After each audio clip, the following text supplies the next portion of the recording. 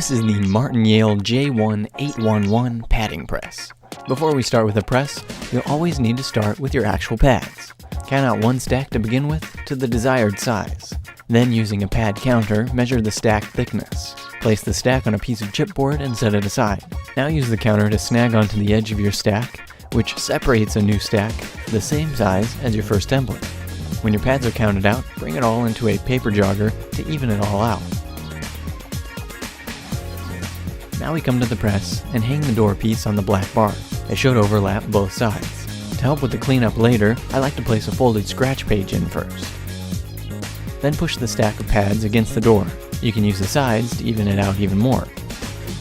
Place on another scratch paper and then the pressure plate against the door as well. Bring the clamps down onto the plate. You can tighten them to hold the page as well.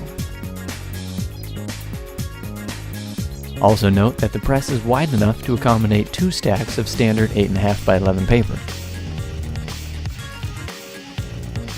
Now remove the door to reveal the edge of your stack. Lightly wet your brush before use. Now take your padding compound and apply it evenly to the entire side of the stack. Make your strokes from the center to the edge to avoid getting glue on any other sides. It should be evenly applied, but you don't need to use too much of the glue. When finished, rinse the brush clean. Now you'll see that I actually applied too much glue, which the extra just strips down to the bottom. The press has a channel to catch this, but since I'm using the scratch paper to catch it, I need to fold it into the channel so it doesn't gather on the side of my bottom pad. After letting it dry for 60 to 90 minutes, it should be ready to remove from the press. You can peel off the scratch paper. You really see why you don't want to use too much glue now. See how it still clings to the bottom? And now it takes a lot more work to clean up.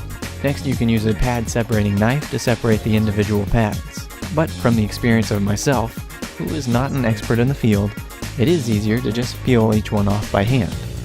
As a trick to save time and make smaller pads, if you glue both sides of your paper, then cut it into 4 sections using a stack cutter, you then have a lot more smaller pads in way less time.